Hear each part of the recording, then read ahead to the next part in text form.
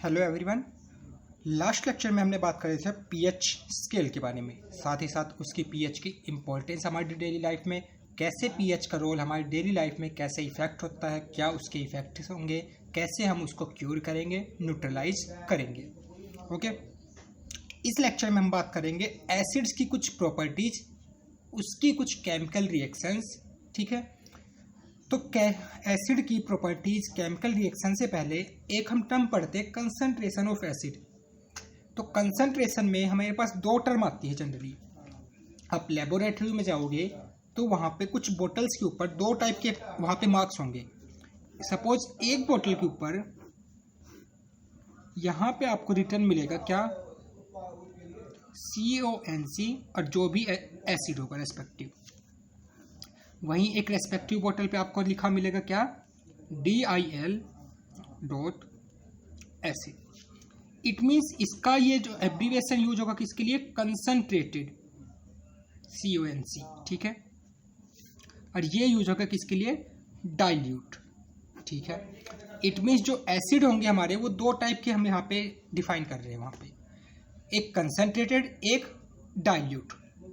ठीक है, अब कंसंट्रेटेड का मतलब क्या होगा कि सपोज ये कोई भी एसिड है, एक्स एसिड है जो भी, ठीक है, उस एसिड में हम कितनी minimum amount of water add कर सकते हैं, कितनी minimum amount of water. Suppose मैं ये कह दूं कि मेरे पास 100 ml एसिड है, उसमें से 98 ml तो एसिड है और 2 ml क्या है, वाटर।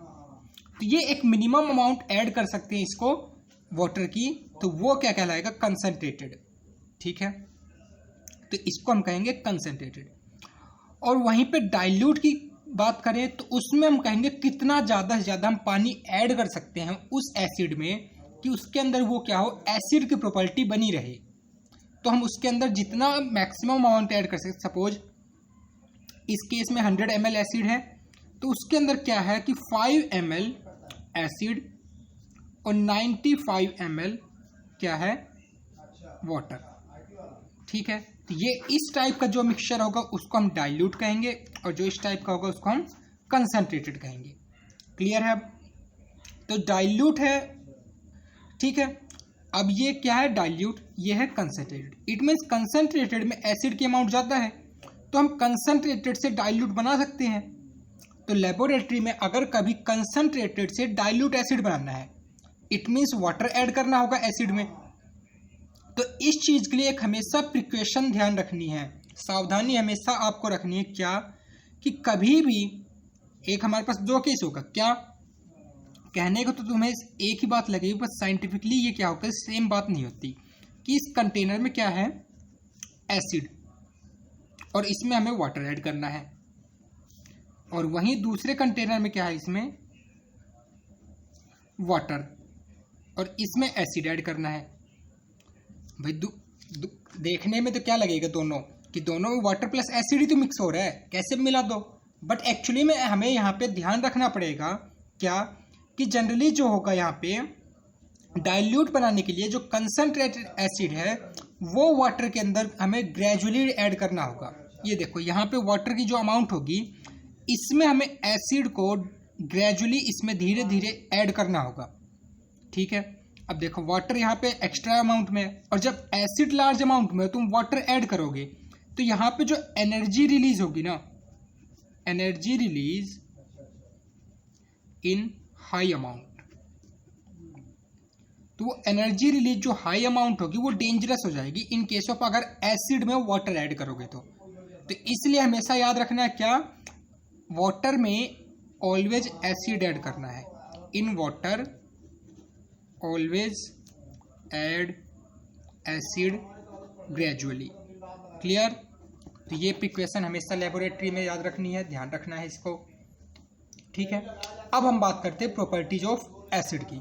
तो एसिड की कुछ प्रॉपर्टीज हमने ऑलरेडी फर्स्ट लेक्चर में पढ़ ली थी। वहाँ पे क्या होते थे एसिड्स, सॉर इन टेस्ट होते थे, खट्टे होते थे, ब्लू लिटमस को रेड में कन्वर्ट करते थे। ठीक है, acid has sour taste, acid turns blue litmus to red. उसके साथ साथ इनकी पीएच वैल्यू क्या होती थी, लेस देन 7, ये प्रॉपर्टी भी हमने पढ़ी थी।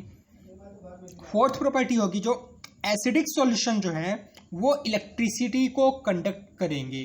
मीन्स अगर हमारे पास कोई एक एसिडिक सॉल्यूशन है तो इसमें से इलेक्ट्रिसिटी पास करोगे तो वह इलेक्ट्रिसिटी को कंडक्ट करेगा। इलेक्ट्रिसिटी जो होगी वो क्या करेगा, कंडक्ट करेगा। मीन्स अपने में से अलाउ क्या करेगा, इलेक्ट्रिसिटी टू पास। ठीक है। नेक्स्ट प्रॉपर्टी है acids are corrosive in nature. Generally क्या होते हैं, एसिड्स जो भी हैं वो किसी भी मटेरियल, किसी भी सब्सटेंस जिसके साथ वहां पे रिएक्ट कर रहे हैं उसको क्या करेंगे, कोरोड कर देंगे। मीन्स एक तरह से जैसे आयरन के ऊपर क्या होता है, ऑक्साइड की परत होके वो रस्ट हो जाता है। तो सिमिलरली जो एसिड्स होगा किसी भी कॉन्टेक्ट में आएगा, जैसे हम मोस्टली देखते हैं कि एसिड्स को हम किस में, ग्लास वेसल्स में रखते हैं। ठीक है, उसको हम मेटल के कंटेनर में नहीं रखते, क्योंकि अगर मेटल के कंटेनर में रखोगे तो एसिड जैसे ही मेटल के कांटेक्ट में आएगा वो उसको कोरोड करने लग जाएगा और धीरे धीरे वो जो मेटल होगा वो क्या हो जाएगा, वहां से डैमेज होना स्टार्ट हो जाएगा और वो धीरे धीरे अपनी सारी प्रॉपर्टी लॉस्ट कर देगा। क्लियर हुआ? तो इसलिए एसिड जो होंगे हमेशा कोरोसिव इन नेचर होंगे। उसके बाद जो एसिड होंगे वो मेटल के साथ रिएक्ट करके हमेशा हाइड्रोजन गैस प्रोड्यूस करेंगे। ठीक है, कोई भी हमें प्रोटोनिक एसिड लेना पड़ेगा, कंडीशन ये है। ठीक है, इस केस में जनरली बुक्स में मेंशन नहीं होती, बट यहाँ पे कंडीशन क्या है, हमेशा प्रोटोनिक एसिड लेना पड़ेगा। प्रोटोनिक एसिड मतलब आप ये समझ सकते हो फिलहाल कि जिसके पास हाइड्रोजन अवेलेबल हो, जैसे HCl, H2SO4, HNO3, इस टाइप के एसिड लोगे तो हमेशा जब मेटल के साथ रिएक्ट करेंगे तो हाइड्रोजन गैस जो होगी लिबरेट होगी। कैसे हाइड्रोजन गैस की पहचान होगी, वहीं पे पंजेंट स्मेल, उसके साथ बबल्स, पंजेंट स्मेल होंगे, बबलिंग होगी, तो वो हाइड्रोजन गैस की क्या होगी, इवोल्यूशन की आइडेंटिफिकेशन। क्लियर? तो अब हम एसिड्स के रिएक्शन की बात करेंगे कि एसिड किस सब्सटेंस के साथ रिएक्ट करके क्या हमें प्रोडक्ट देगा और कैसे रिएक्ट करता है। तो सबसे पहले यही रिएक्शन देखते हैं एसिड की किसके साथ, मेटल के साथ। तो केमिकल रिएक्शन ऑफ एसिड, तो एसिड की फर्स्ट रिएक्शन देखते हैं किसके साथ, मेटल के साथ। तो जब एसिड मेटल के साथ रिएक्ट करेगा तो यहां से देखो, मेटल एसिड के साथ रिएक्ट किया तो सॉल्ट प्लस हाइड्रोजन गैस। अभी जस्ट हमने बात करी थी कि जो भी एसिड है वो रिएक्ट करेगा मेटल के साथ तो हाइड्रोजन गैस प्रोड्यूस करेगा। एसिड, मेटल, हाइड्रोजन गैस, और साथ में उस मेटल का सॉल्ट मिलेगा। ठीक है, सॉल्ट मिलेगा यहाँ पे मेटल का, जहाँ पे कैटायन एनायन वहाँ पे कंबाइन होंगे। क्लियर? जैसे एग्जांपल क्या हुआ कि जिंक है, जिंक मेटल लिया, एक एक्सपेरिमेंट भी आपने लैब में किया था कि जिंक ग्रैनुअल्स को हम चाहे HCl या चाहे H2SO4 में डिसॉल्व करें, डिप करें, तो क्या होता था वहाँ पे, एक तो हाइड्रोजन गैस लिबरेट होती थी। कैसे पता लगाते थे, वो वहाँ पे बबलिंग स्टार्ट हो जाती थी। इट मीन्स वो किसके आइडेंटिफिकेशन था, हाइड्रोजन गैस लिबरेट हो रही है।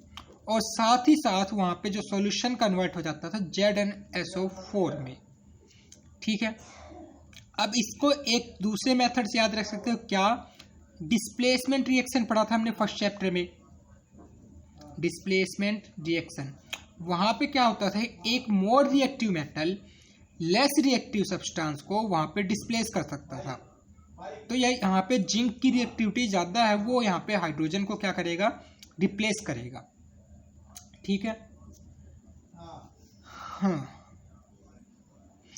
और ये रिएक्टिविटी सीरीज भी आपको लर्न कराई थी, उस बेसिस पे भी डिफाइन कर सकते। क्या थी reactivity series, please stop calling me, please stop calling me a cute zebra, instead learn how copper saves gold and platinum.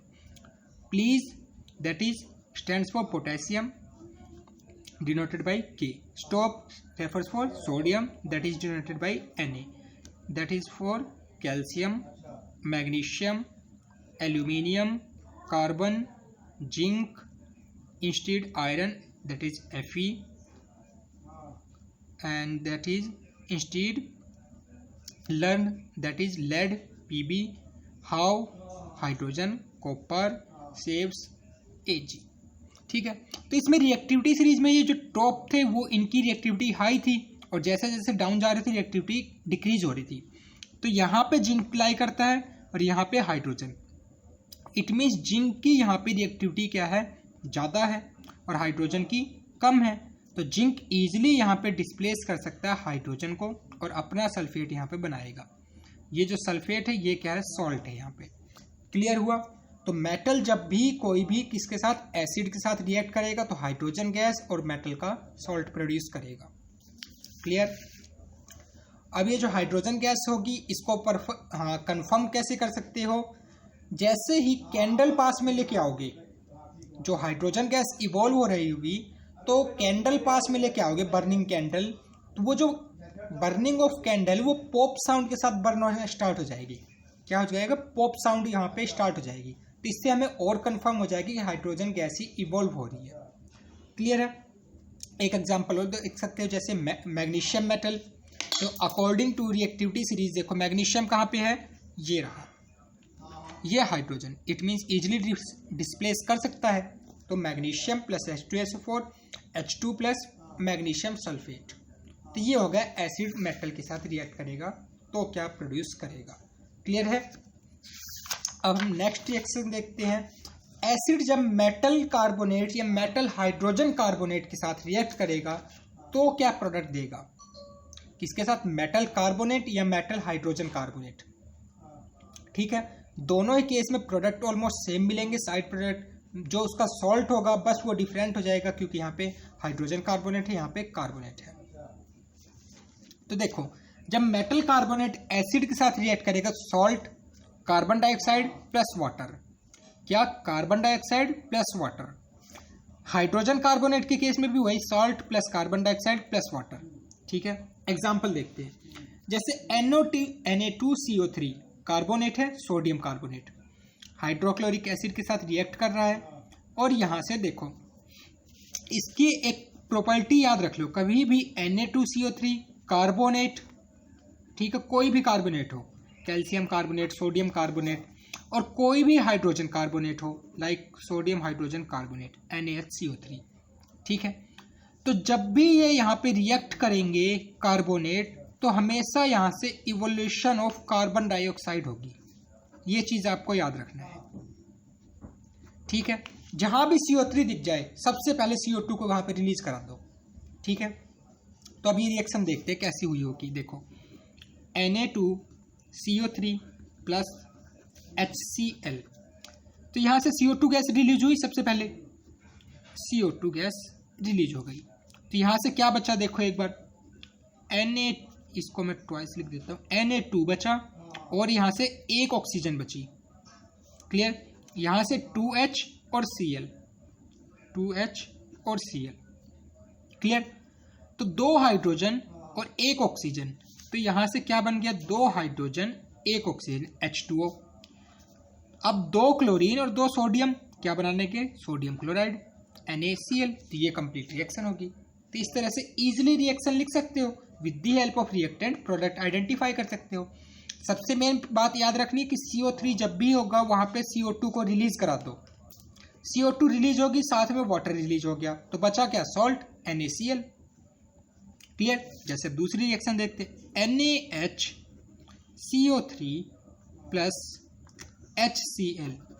और अब अगर यहाँ पे ये देखना चाहो कि HCl कितने मोल्स लेने हैं, वो डिपेंड करेगा कितने मोल्स यहाँ पे सोडियम या मेटल ले रहे हो। जैसे सोडियम यहाँ पे 2 मोल्स थे, क्लियर, तो यहाँ पे हाइड्रोक्लोरिक एसिड 2, यहाँ पे सोडियम 1 तो हाइड्रोक्लोरिक एसिड भी 1। क्लियर? तो CO3 से क्या रिलीज होगा, सबसे पहले CO2 हो गया। ठीक है, बचा क्या यहाँ से H और एक ऑक्सीजन और एक हाइड्रोजन, ये रहा, तो 2 हाइड्रोजन 1 ऑक्सीजन H2O रिलीज हो गया। अब क्या बचा, एक सोडियम एक क्लोरीन NaCl, हेंस हो गई ये रिएक्शन। क्लियर है? समझ में आ गया? कोई भी मेटल कार्बोनेट या मेटल बाइकार्बोनेट एसिड के साथ रिएक्ट करेगा तो क्या बनाएगा, carbon dioxide, water plus salt. ठीक है, अब यहाँ पे एक चीज याद रखनी है, जो अगर सपोज ये जो कार्बन डाइऑक्साइड यहाँ पे फॉर्म हुई है, ये कार्बन डाइऑक्साइड जो यहाँ पे फॉर्म हुई है, तो ये कार्बन डाइऑक्साइड जो यहाँ पे फॉर्म हुई है, अगर मैं इसको लाइमस्टोन से पास कर दूं, ठीक है, लाइमस्टोन क्या होता है, कैल्शियम हाइड्रोक्साइड या फिर लाइम वाटर कह देते हैं इसको, ठीक है। तो कैल्शियम हाइड्रोक्साइड से पास करोगे इस कार्बन डाइऑक्साइड को, तो ये क्या बनाएगा, कैल्शियम कार्बोनेट, जो कि वाइट पीपीटी होता है, ठीक है। क्या होगा देखो, सपोज एक्चुअल में क्या हुआ होगा कि ये कंटेनर में मेरे पास क्या है, लाइम वाटर। लाइम वाटर क्या है, calcium hydroxide COH whole twice. इसमें यहाँ पे प्रेशराइज करके CO2 गैस पास करा दो। जैसे ही CO2 गैस इस सॉल्यूशन में जाएगी, ये क्या हो जाएगा, मिल्की अपीयरेंस हो जाएगी इसकी। मिल्की अपीयरेंस हो गई, इट मीन्स इसके अंदर कोई नया सब्सटेंस बन गया। तो वहां पे जो मिल्की अपीयरेंस हुई है, किसकी वजह से, वाइट पीपीटी बन चुके हैं इसके अंदर, वाटर के अंदर वाइट पीपीटी, ठीक है, जो कि क्या थे, इनसोल्यूबल। तो इसकी वजह से ये मिल्की अपीयर हो रहा है। तो ये जो वाइट पीपीटी यहाँ पे बने हैं, वो किसके बनेंगे, कैल्शियम कार्बोनेट के, CaCO3 के। और साथ में क्या थे, वाइट पीपीटी किस में डिजोल्व थे, वाटर के अंदर, तो H2O। तो ये सिंपल सी रिएक्शन है, ठीक है। क्या है रिएक्शन, फिर से बता देता हूं कि कैल्शियम हाइड्रोक्साइड, ठीक है, CO2 गैस पास करोगे तो कैल्शियम कार्बोनेट बना लेगा और वाटर गैस। क्लियर। अब सपोज ये कैल्शियम कार्बोनेट जो है, ठीक है, यहाँ पे CO2 गैस सपोज इसके रेस्पेक्ट में ये 1 मोलर है, CO2 गैस भी 1 मोलर है। सपोज वहां पे CO2 गैस एक्सेस में होती, ठीक है, ये सपोज 1 लीटर है और CO2 गैस सपोज यहाँ पे 10 लीटर है, ठीक है, ये एक्सेस में होता, तो उस केस में जो होता, ये यहाँ पे CO3 ना बना के, जो यहाँ पे कैसा है, ये कैल्शियम कार्बोनेट प्रेसिपिटेट है, और प्रेसिपिटेट वाटर के अंदर क्या होते हैं, इनसोल्यूबल, वाटर इनसोल्यूबल। आपको बताया भी था फर्स्ट चैप्टर में कि प्रेसिपिटेट जो होंगे वाटर इनसोल्यूबल होते हैं। तो अब अगर सपोज कैल्शियम हाइड्रोक्साइड की ही CO2 जब एक्सेस में हमने ले लिया, तो उस केस में ये प्रोडक्ट ना बन के वाटर इनसोल्यूबल, वो वाटर सोल्यूबल बन जाएगा। इट मीन्स पहले तो एक बार मिल्की अपीयर होगा, ठीक है, मिल्की जो वहाँ पे प्रोडक्ट अपीयर होंगे, ठीक है। अब मिल्की प्रोडक्ट अपीयर होने के बाद कंटिन्यू CO2 गैस पास करते रहोगे, तो वो मिल्कीनेस जो होगी दोबारा से डिसअपीयर हो जाएगी, ठीक है। तो दोबारा से डिसअपीयर होने का मतलब है वहाँ पे कैल्शियम जो है हाइड्रोजन कार्बोनेट कॉम्प्लेक्स बना चुका है, तो ये जो होगा वाटर सोल्यूबल हो जाता है। ज़्यादा देर तक CO2 गैस पास कर दोगे तो वाटर सोल्यूबल हो जाएगा। अब सोल्यूबल हो गया तो प्रेसिपिटेट गायब, और प्रेसिपिटेट गायब तो उसकी मिल्कीनेस भी जो हो जाएगी वो भी डिसअपीयर। तो ये कॉन्सेप्ट होता है किसके लिए, जब वहाँ पे CO2 की अमाउंट एक्सेस में है या फिर लिमिट में है। क्लियर। उसके बाद नेक्स्ट रिएक्शन हमारी इजी है, 6ठी 7वीं से भी पढ़ते आ रहे हो बेसिक साइंस में, न्यूट्रलाइजेशन रिएक्शन, जिसको हम कहते हैं एसिड रिएक्ट्स विद बेस। तो जब भी कोई एसिड बेस के साथ रिएक्ट करेगा, सॉल्ट प्लस वाटर बनाता है, और इसी को हम क्या कहते हैं, न्यूट्रलाइजेशन रिएक्शन, क्योंकि एसिड और बेस दोनों रिएक्ट करके एक न्यूट्रल प्रोडक्ट बना सकते हैं, ठीक है। देखो सॉल्ट है, ये भी न्यूट्रल, वाटर है, ये भी न्यूट्रल, तो यहाँ पे न्यूट्रलाइजेशन रिएक्शन हो जाएगी। जैसे एग्जांपल ले लो सॉल्ट प्लस वाटर का कोई भी, तो एसिड हमने ले लिया, जैसे हाँ, बेस हमने ले लिया NaOH, एसिड ले लिया HCl, तो यहाँ से NaCl plus H2O, salt plus water, और इसी रिएक्शन को क्या बोलते हैं, न्यूट्रलाइजेशन रिएक्शन। क्लियर है। तो इसमें तो आई थिंक कोई प्रॉब्लम नहीं होगी। नेक्स्ट है acid reacts with metal oxide. अब जो एसिड होंगे मेटल ऑक्साइड के साथ रिएक्ट करेंगे तो भी सेम प्रोडक्ट बनाएंगे। ये यहाँ पे क्या था, मोस्टली हाइड्रोक्साइड थे, जितने भी बेस हमारे यहाँ पे हाइड्रोक्साइड हो रहे हैं, तो हाइड्रोक्साइड के साथ साथ जो ऑक्साइड को भी याद रख लो कि मेटल जो होगा, ऊपर वाले केस में क्या था, हाइड्रोक्साइड, ठीक है, मेटल हाइड्रोक्साइड प्लस एसिड, अब प्रोडक्ट क्या मिल रहा था, सॉल्ट प्लस वाटर। और जो नेक्स्ट रिएक्शन है हमारी fourth one, that is metal जो होगा, metal oxide reacts with acid to produce same salt plus water. Okay, तो मेटल ऑक्साइड कोई भी एग्जांपल ले लो, जैसे कॉपर ऑक्साइड ले लिया, एसिड हमने HCl लिया, यहाँ पे कॉपर का क्लोराइड बनेगा, कॉपर की वैलेंसी 2, तो ये 2 ले लिया, CuCl2 प्लस H2O, तो ये रिएक्शन हो गई। क्लियर है? तो जब भी एसिड मेटल के साथ, मेटल ऑक्साइड के साथ रिएक्ट करेगा तो वही metal oxide plus acid give salt plus water. Clear? जैसे CO HCl copper chloride plus H2O। अब यहाँ पे क्वेश्चन एक बार ये इस तरह से आता है बोर्ड में कि अ black substance reacts with hydrochloric acid and gives blue green compound. Okay, so name that black substance and also blue green compound. तो हमें यहाँ पे याद रखना पड़ेगा ब्लैक सब्सटेंस क्या है, कॉपर ऑक्साइड, और ब्लू ग्रीन सब्सटेंस क्या है, कॉपर क्लोराइड।